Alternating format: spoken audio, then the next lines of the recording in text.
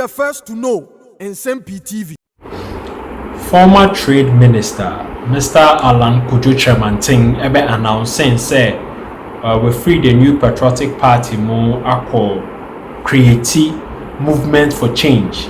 Now in be the interpretations there regarding the logo we choose butterfly afrafanto. One of the statements ibim the buy and say afrafanto the lifespan very very short. O share afrafanto na o move from fly ebe dane afrafanto na ibi wo ha 1 week 2 weeks na the lifespan aba into an end into enya dia movement for change na ebe che na it is shocking say ene sa evidence of that statement by a lot of political analysts omo ye no ebi astart ebem call breaking story about Sisiana youth of over 6,000 pore at a single time. Normally no cheap defections in both the New Patriotic Party, the National Democratic Congress, and the Kosuna. Ebi had 300, 400, and now 200, and 100, and now 50. No Oma join say Omu defected to the New Patriotic Party and National Democratic Congress, but with the overwhelming numbers in their thousands. And a man announced said, Omubedi Alan Kojo-Chemanting a call for movement for change. Omanya Adinsatura, Omanya rebirth, Omanya baptism.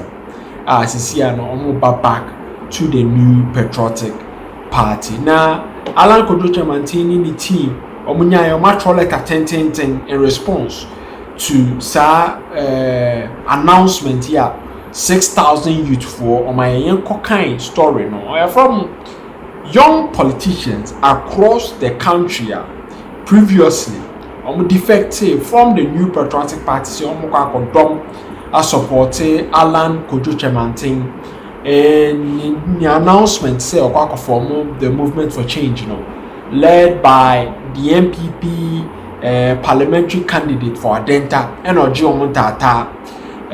Alfred Abebio Kumi say 6,000 for Omajiatum say a mistake and error in leaving the New Patriotic Party to go and follow Alan Kojo-Chemanting. Na press conference holding a neck ewa Accra and omuka say publicly admit say make error.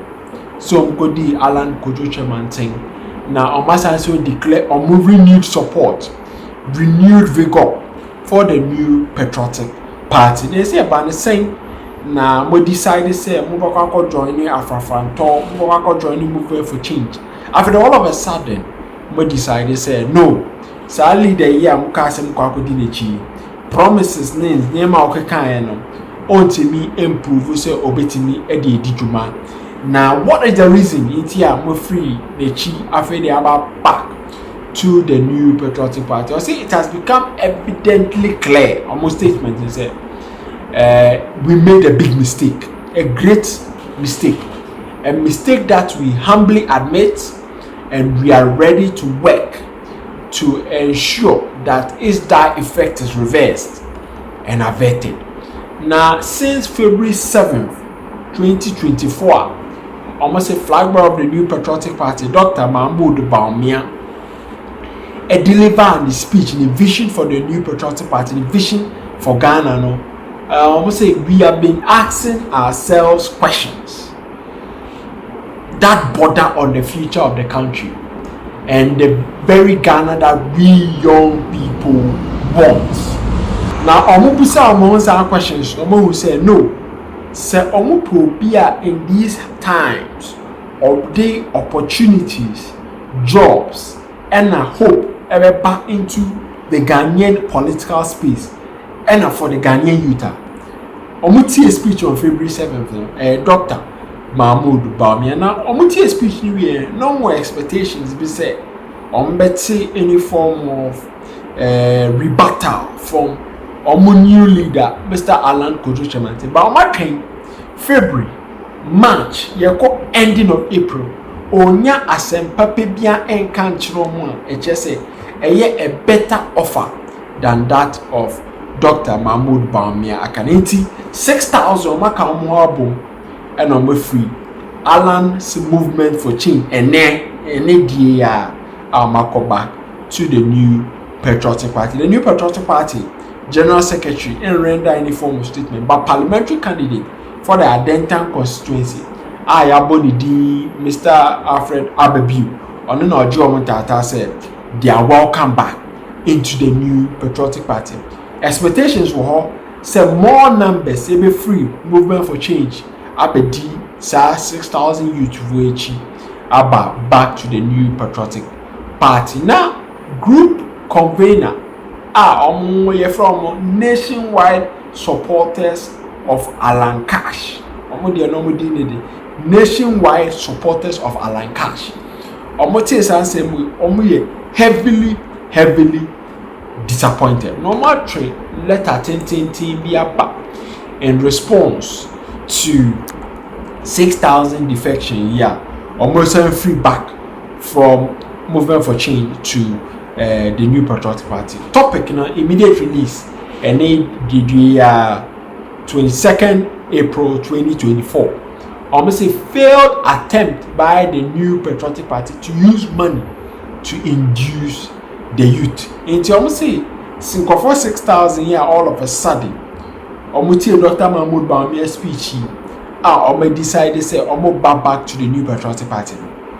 According to Omono, MPP for Edisika and Atrium. When you go into the details, we are near the Inchirimu Iron about. We are aware of the clandestine operations of the new Patriotic Party to undermine the candidature of Alan Nsem-Pii.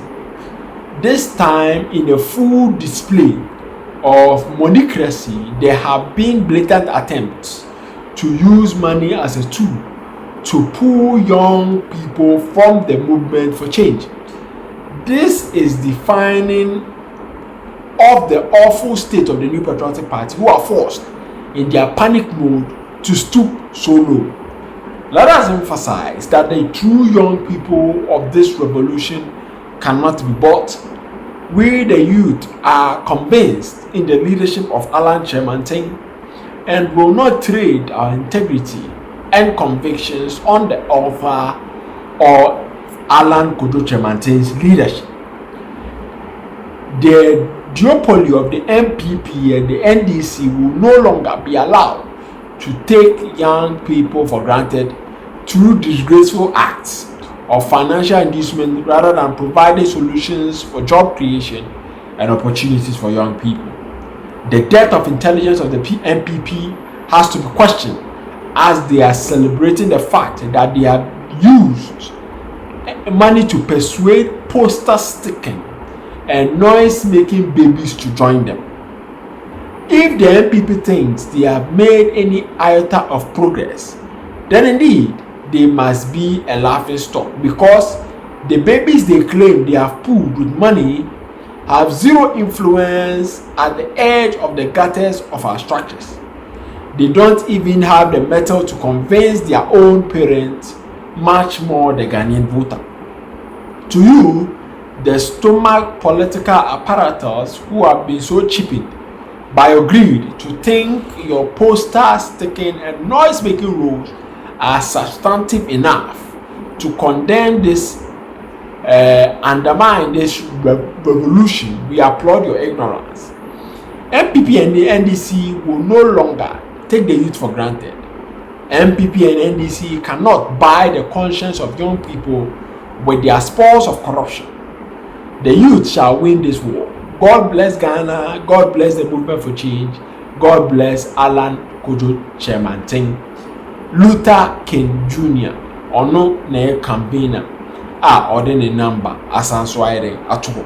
So according to ono no MPP for NAA eboa sika no ekofa nkofo 6,000 from the movement of change back to the new Patriotic Party. But what is surprising is say omu group no say nationwide supporters union for Alan Cash.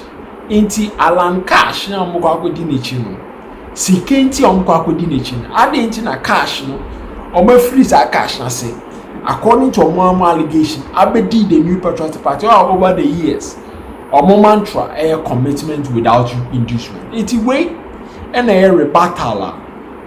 The Nationwide Supporters Union for Alan Cash, in response to 6,000 members of our movement for change, back to the New Patriotic Party. Now, in following up statements, Mr. Gideon Boakun, a spokesperson for Dr. Mahmoud Bawumia, na okone peace FM4 edin komo efa recent development in say yes so ano idum so here ekosui enoka say based on meetings awako and discussions awahunu dum so will be resolved by the end of April 2024. Yango tie Dr. Gideon Boakun Nsem-Pii or the Tudra anyway. Peace FM 104.3. Would you mean that? No question and can you problem no? Me GD is Ghana ni bia or baby na say as an Kenya who do no kakra no. Ade oka ho na. Oh me akasa me da sumo nra. Oh me da sumo nra. Na baby anya me mobo say the little one. Oh. Yeah, Obama no ye naka ne mu dada. I used to it. I used to. Yeah. A hard journey and me GD say Ghana for dodo na no kan ne omo via ECG workstation areas no. Matese omo netco lines no so there. Offer Hafo, ne Bono East, and some parts of Ashanti region, corner for her. Or more experience, sad, can you do a lot? Me say ECG for lines, you know. Be a ECG operation, one on sad problems, you know. Until it's in a way national in character, but and yet baby answer. But that open localize on. I mean, just localized, but I mean, here parents when they say localized or national or whatever, they hear say people want the light, Exactly. And to let there be light, and yes, and there must be light, and it's very worrying. So, nyamisi and kind of creepy. I know, and soon also say yes, I know mosquitoes, and so I can order sumukra na order mu asunjima and can problem. And now, your life as a CIA woman, so no, virtually everything is dependent on electricity and energy. And your kobasa unikania for a second. Now, a big problem. And you know, so, and a bit tomato generator. Maybe say, me fear generator, ni home. Crawford, much I'm going to no more generators. And so they were okay. But if I'm a nisukakra. Nti problem Ghana fu nyina esu ho na ohwe comments ayeko around and say the Ghana for sikasa no so na kire say enkane adundum na ya be Ghana for ntam kese. Nobody wants to go through that again. It's all because of the yakomu emre bi a etwema enshedanche bi. How many years ni 13, right? 2012. There was a 10 years, 11 years money. Ghana for a kwa here say that's more or less like a perpetual darkness for 4 to 5 years. And I say na many obi din common na make some ababa wabi na many din common worker say yes we yankayo na o share sisi a de kakra ye ko mu ne se ne de here ba no. They come 4 to 5 years. It means things were very bad for people. That is not to justify, say, and doom bosumi and answer bosumi me no, it's okay. I mean, can you a doom for even 30 minutes cry? A crofolu soon no more perishable stuffs. Our fridge, can cold store for almost so muhia kaniano dia juma and the ordeal heat and this is where we are bono. Minim kanena Yesusa na we abo science so abofo bi na or yes minim say Gabriel say whoever enti nkrofo eba sa na ma wa ho yira ene ne nkro ne ba but from where I sit I know say enchebia sa de we eto betwa emi sa de ba ko a ha dwena Ghana fo bi no mo yomo how kakra and is communication from ECG any Great Co any Ministry of Energy and ma senior SSN kabia eba man nkrofonya hoto so because sometimes so unim kra say kania no ni ho na bia beba kra beba brese this is how you going to plan itimi boa ama bibia wo ye no utimi hu so no besia ni because aside ahonhia ne ohyew ne ahokyere na ede bankrofo so no nkrofo de kania no na ye adwuma so sesie se onim se bia na otwemienu ntem anasa bosome ntem sa problem ni nyina ebekwa ebi obeka se o ene ya mento generator anasa menkra generator bi emfamra because ade no ejanko sese na emum owa hotoso bi se aban cheche mo de aba ne kasa aba ne assurance say de ama ye kire se ebi abosome enan ko na wiye de na sa de ni nyina to atwa na ehun hia so be seska anasa be kwakope bosia e de akwakoto generator na okoto generator ni wiye na kanea no abaka makama na chese wasan aboka because can be shede ni ho be presa enti kakra na ewo ho no so timde ya de foforo yeah kasa many young guys be bro mo ya me na foforo o ma sha se episka o mo de beto generators but menso information me woni ba bia metie no menim say akere abosomi we nko na wiye na sa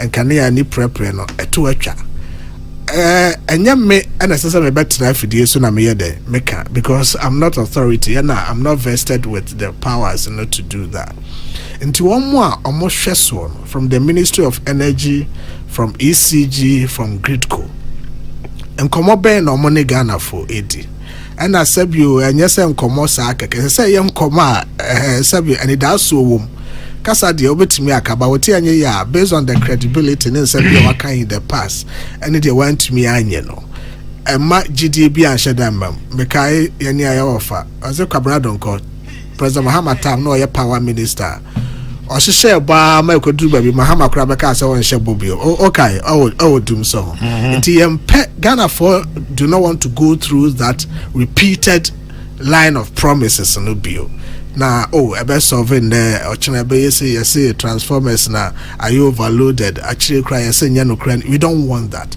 senior situation is city bia no one thing na mahu wo Ghana for ho ne say and I think nipa asamo ba o de sekira asam nanim na kamu no kre ekire nipa no na onya hotoso say how we ebe wo ye so be se bosumi nsia bosumi mienu bosumi baako na otwe baako emma ahotoso mapa emma nipa no so etimi adjust no because oya dania se saa na sitie na se kanea na obedam bosumi a saa na beko nti esese wono nso etimi efa kwan bi so a obe adjust no na acclimatize to the situation nemum se enkomodtwe na nkoso saa kwan no so ama nipa na ntime hu sene ade ne sitie mpempenso ade beko akoduru ohawo betimi dia bre no because hu ohaw no a na wa hya asenso asoso hunsu ade asi ho and mejidi se anamontu a ECG for Ministry of Energy Gridco for and commodity on Ghana for no I think say bia we can notch it up a little higher you bet man notching up kakra na ama sa ahotoso no atumi aba ebidum mpese omo ebe friend no say bia doom so to speak because ebi omo hu ni say magnitude and as mpemponso a sa kanea ni bo prepare dum kakra na yaso kakra na sitie no ente se senia yesi hu dum so bi mra bi atwama ode obi se sa time no ode sa si esum se ya na wache no wo hu se esum ni ena empredodo a yetena ho be se mfie nan ekosi mfie num no we ne yamfa ne se bosome kakra nti nipa ne bi hu ne se we die eni kwan se yeah, describing it to that level. But me no may interest any description more. Say yeah, doom so, doom see, doom whatever. That's not the interest. The interest nene say, yeah, funny say, yeah, problem as a nation. Sa nipa brabo ni omanchichire once upon a time we nya sa problem. President Kofo time, we had a similar situation. We na yakosombo and na levels no conform. There be an sorano pa na bomb pie since suni bebem. But Ghana for